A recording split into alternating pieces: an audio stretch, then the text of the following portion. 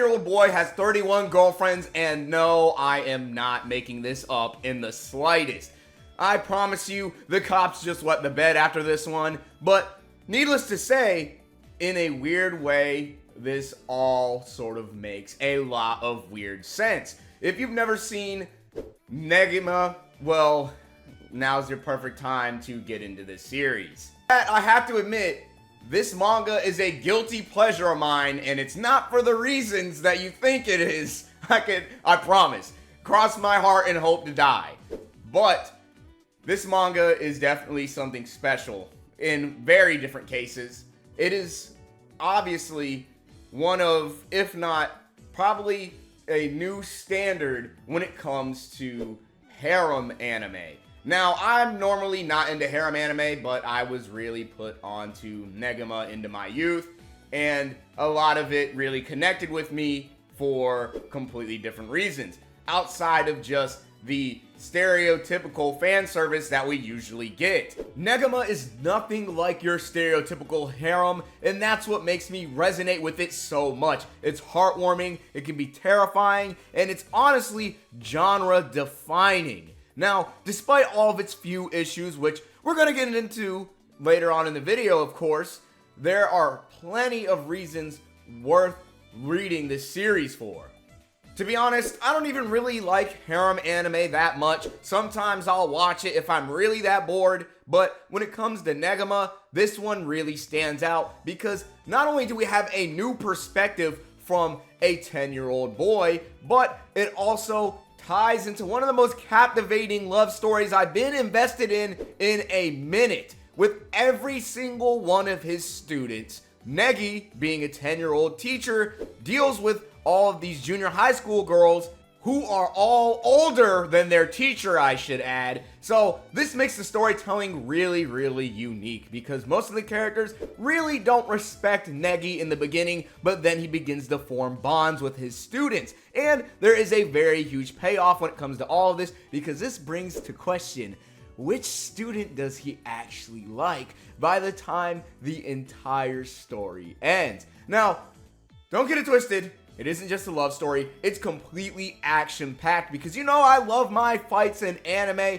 and Negima has just that. A bunch of fights and a lot of amazing world building too. This manga has it all, which is why I say it's genre defining. And really, it mixes a bunch of different genres and gives us one of the most exciting, unique mangas to ever read, all while retaining the vibe of what an anime should have. It feels like an old school classic anime. One that you would always just think about when you think of what anime is. At least that's my cognitive notion of it. But it's pretty sad because this series really gets no love. I've never seen a single person on the internet talk about it, so now is the time someone finally does it. Now, getting into it, I think we should start with our main character, Negi. Now, this character is very, very interesting. I've never seen a character that I never really thought I would like, especially since I like cool, badass characters. And you look at Negi, he's the complete opposite of that. He looks nerdy, he looks childish, and he's pretty... It's hard to vibe with him, okay? I'm just gonna leave it at that. But this character happens to be one of my favorite characters in anime of all time for many good reasons. His naivete, his ignorance, and his development across the entire series has made him really win me over. Maybe you can compare that to how he's winning over all these girls. We're not gonna go there. Anyways, Negi is really amazing. His entire goal in the series is to become a master mage, and he is also trying to find his father, the legendary Thousand Master, who is one of the greatest heroes in the entire world and one of the best geniuses when it comes to practicing magic as a whole. Now, what's really, really fun about this character is that he is from Wales and he's completely out of place in Japan. Not only this, he has no real place in society as a whole because he comes from the world of magic, so he has completely different nuances and perspectives when it comes to living in the real world, let alone a foreign country like Japan. As a 10-year-old, he has no way of surviving, and so Asuna Kagurasaka has the opportunity, even though she doesn't really want to do it, to be his caretaker. And so this first relationship with one of his students begins with him not only forging bonds with all 31 students who are all unique in their own ways. Negi, as a character, begins to learn more and more about the mysteries of his father, the magic world, and every single girl that he has in his classroom. Like I said, this manga is genre defining. It's a slice of life, it's action packed, it's sci-fi, and it's fantasy all at the same time, and it's a harem, and it's a rom-com. It does it all. But let's further expand on Negi's character. Now, this is a guy who doesn't know his father, and so he has little to no guidance. Yet, he has to provide all these girls with way more knowledge of the world around him with the guidance that he doesn't have, which creates a very interesting character arc from numerous perspectives, and all 31 students are affected by this for better or worse.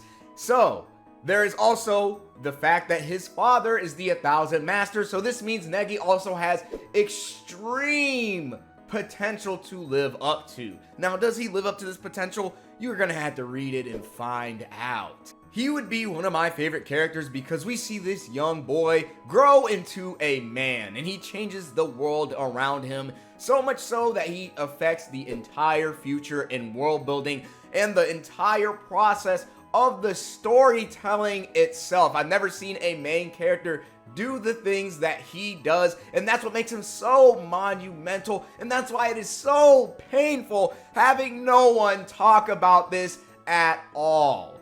With that being said, Negi is a character who absolutely tries his best, and he is very kind and naive. And with all these 31 students, he gives every single last one of them his time of day, with there being tons of funny and awkward moments in the slice of life and numerous situations where he has to put his life on the line for these girls that are his students, which are older than him, which makes a lot of the fights and potential deaths. I'm not going to say too much about the deaths in the story, but it makes it so that it creates such an insane dynamic between him and his students. Seeing him get hurt, seeing his students get hurt, and how they both risk their lives to save each other, it creates for some really, really heartwarming stuff. And that's what makes me like this manga so much. You get really invested into these characters, and it pays off tenfold with Negi himself changing his ideals and no longer wanting to be squeaky clean. He learns from others, and he even goes as far as to getting his hands dirty, which is one of the biggest lessons that this manga really pushes onto this character. He has to go the whole mile, and he knows this, and he's not afraid to do whatever it takes in order to win, live up to his expectations that are set on him, and keep everyone that he loves safe and away from harm. His character development is mind-blowing, alongside with that of his students, because he is put in so many crazy situations. Situations where a lot of his students need to come across their own morals and choose whether or not doing the right thing is ultimately better than preserving what they love. And so we're put into a situation where Negi has to either save everyone or sacrifice himself in order to make it so that no one in this world ends up dying. And so they don't face the never-ending apocalyptic problem in the series that is coming. I'm not going to tell you what it is, but just know there is definitely a disaster that is coming, and it is going to happen. And with a lot of love being tied into this, you see his students changing and picking sides, choosing him over the world. And they do try and come to a conclusion when it comes to trying to save Negi's life. I'm not going to say what happens there, of course, or saving the world. And so you see a lot of the selfishness that is made through the bonds of these characters coming out. And so it really makes you question what's going on between the good guys and the villains. And wow, it's It makes you really think a lot about the main character. I don't want to get too in depth with it because it's something I really haven't seen in that many manga, and it's refreshing seeing it in this. It really, really is. You can argue that this manga alienates its characters to a point, but understanding why makes it that much more satisfying. And honestly, what's wrong with a little bit of change? That's one thing that really stands out about this manga. But there are other things that do stand out that aren't so good.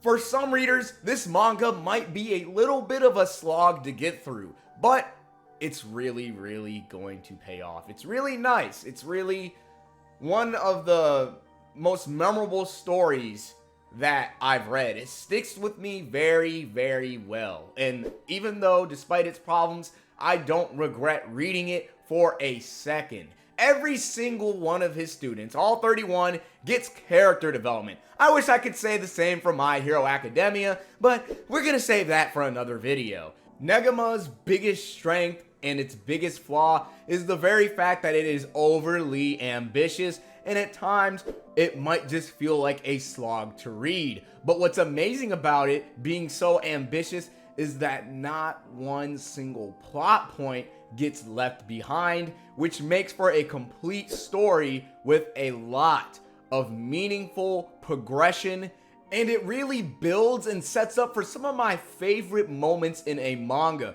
Literally, a lot of these scenarios in the plot are completely genius, with the main character himself actively affecting and changing the world, making the world building itself lean completely on Negi's character. And the world building is on a different level. I have to be completely honest, whether it be Wales, Japan, the magic world, or the simple way in how the magic world is able to come about and its existence. This world would be an artificial world that exists on the face of another planet. This would be an after image of Mars. And so this leads you to question whether or not planets like Neptune or even Venus would have their own worlds that are habitable. This is pretty ingenious, and it only gets more insane than this. All of these magical territories would have their own countries, literature, and socio-economic customs. They would all have societies that would even include their own rules, and they would go as far as to using slavery as a way to make ends meet. And some of Negi's students would go as far as to becoming slaves. This is some really interesting stuff. But it only gets more and more crazy because the main character himself, like I said, actively changes this world. He creates a lot of society's problems in his own hands by building a giant tower that leads all the way into space. Yet, he would do this just to preserve a lot of lives, all thanks to the fact that the artificial world and the real world are actively destroying each other. And with Negi having to choose between saving the thousands to millions of lives that exist on Earth and this artificial world, he comes to this conclusion by building this tower. I'm not going to tell you how or why, but what this does is it creates a lot of economic crisis. So there is an established group of poverty. The rich take advantage of the opportunity that he brings to humanity. And I've never seen a main character have such a hand when it comes to folding and creating the story that's unfolding right between our eyes, actively changing the world and the society that he was so oblivious to. There are no characters or world building from what I've seen that compare to this. And it's an amazing sense of progression. I'm telling you, it's very rewarding seeing how our main character is punished for trying to do the right thing, which leads to him creating more problems than there already were to begin with, which actively plays a hand in our main character no longer being the naive 10-year-old he once was. He begins to bear the responsibility and the weight of his actions, and we see him develop as a man. with all of this time that has passed, and after all of his actions, and after winning all the hearts of his 31 students, finally figuring out which one he was in love with the entire time only adds to the suspense and reasoning as to why you should check this series out. Of course, there's a pretty obvious reason as to why you're gonna read this manga: the girls. And I'll tell you what, they are some of the most interesting. We have a girl for almost any kind of stereotype and personality, and like I said, they're all completely fleshed out with backstories, motivations, dreams, and so much more. We have a ghost girl, a lolly vampire, a robot, a ninja, a basketball player, a gymnast. It just goes above and beyond with what these girls do and what they're capable of. And all of them have something new to offer. And it makes every single aspect of this manga that much more special. And it makes the characters so much more satisfying than they already are. Interestingly enough, they would also play a hand into the fight. With every single bond that Negi makes with one of his students, by getting closer to them, he would be able to unlock their true potential, and due to the strength of how close he is with them, he would be able to use their abilities himself and make some of the most ingenious practices with their powers that they would never even be capable of. This manga would also have one of my favorite fights of all time, and I'm sad it's never going to get animated. It would be Negi versus Rakan. You would have characters fighting at light speed and easily cause so much environmental destruction that they would make craters inside the ground like it's nothing. We'd even have a character that would destroy an infinite plane of space in seconds just by simply charging his ability. He would destroy an infinite plane of space. It's ingenious how destructive and powerful these characters are, and the fights are still just so entertaining. There are a lot of fights despite this manga still having so much slice of life happening inside of it. It blows my mind. Let's put it into perspective here. Goku is a character that would only shake an infinite dimension. We have a character that destroys one in this manga. The way these characters fight are limitless. Ninja techniques, magic, assassination, guns, shadow techniques, and so much more. With a group of immortals, they would have insane abilities that would completely blow your mind, seeing how characters can possibly kill these immortals, and it's just way beyond anything that you're going to expect if you completely dive in to this manga. There's a lot to offer here. There is one thing about the fights that is quite disappointing. The choreography is definitely lackluster, with a lot of panels being very still and they don't leave much of an impression, which is why I would have wished an anime would have picked up where this manga would have struggled. And some of these anime adaptations for this series actually do, and it's so amazing seeing a lot of these set pieces brought to life, making some of the most interesting fights you can watch. But it is held back with all of the stillness that exists within these combat encounters. It really does suck, but regardless, it's still entertaining nonetheless. And with that being said, I do hope you guys give Negima a fair chance. Be very patient with it, and you will see some of my favorite character development that I have seen in a manga, really, because nothing like it has been done. And it's something really, really fun to witness, seeing how this character changes and honestly destroys the world around him piece by piece in his conquest to make the world a better place. And the plot would only thicken. Now, this manga can come across really mediocre at times, and it does have its fair share of arguably awkward moments, but it's really a very fun read. And I hope you guys do give this manga the time of day, because it's really unrecognized, and that's just not right. Not for this series. Like I said, it's genre defying, it's sci-fi, it's fantasy, it's slice of life, it's action packed. There's something for everyone here, and that's what I think makes this series special. And if you do actually finish Negima, check out its sequel, UQ Holder, and hopefully one day I can get into the details of that.